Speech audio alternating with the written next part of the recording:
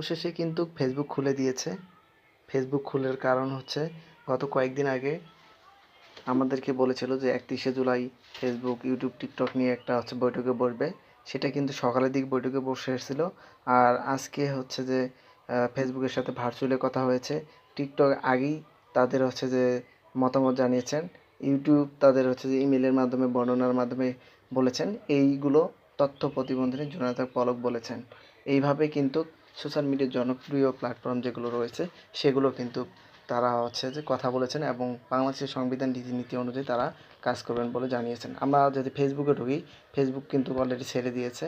আমরা যদি দেখতে পারি, তো দেখেন আমি কিন্তু ওয়াইফাইটা কানেক্ট দিয়ে নিই। কানেক্ট দিয়ে নিলে কিন্তু আমার ফেসবুকে ঢুকবে এখানে। তো আমি ওয়াইফাই কানেক্ট দিয়ে নিয়েছি। ওয়াইফাই কানেক্ট দেওয়ার পর এখন যে আমি কিন্তু এখানে দেখব যে আসলে ফেসবুক ঢুকতে পারবো কি না। দেখেন এখানে কিন্তু লোড নেবে, এই যে লোড নিচ্ছে। অবশ্যই আমরা কয়েকদিন পরে কিন্তু ফেসবুকে ঢুকতে পারতেছি। দেখেন এখানে এই যে অনেকেই ছবি পোস্ট করেছে, অনেকেই সেগুলো কিন্তু দেখা যাচ্ছে। তো আমরা কিন্তু ফেসবুকে ঢুকতে পারতেছি। আর ইউটিউবে কিন্তু আমরা আগের থেকে ঢুকতে পারতেছি। ইউটিউবে কিন্তু আমরা আগের থেকে ঢুকতে পারতেছি। দেখেন ইউটিউব আগের থেকে। এখন কিন্তু টিকটকও ঢুকতে পারবেন, হোয়াটসঅ্যাপ এগুলোতে আপনারা ঢুকতে পারবেন।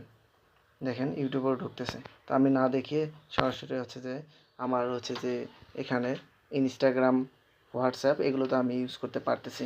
তো আমরা কিন্তু এইভাবে এখন ফেসবুকে ঢুকতে পারবো। অবশেষে ফেসবুক খুলে দেওয়াতে যারা ফেসবুক প্রত্যাশী রয়েছেন তারা অনেক খুশি হয়েছেন এবং এটা আগের মতো স্বাভাবিক হোক এবং নেটের স্পিডটা ভালো হোক, এটাই আমাদের প্রত্যাশা।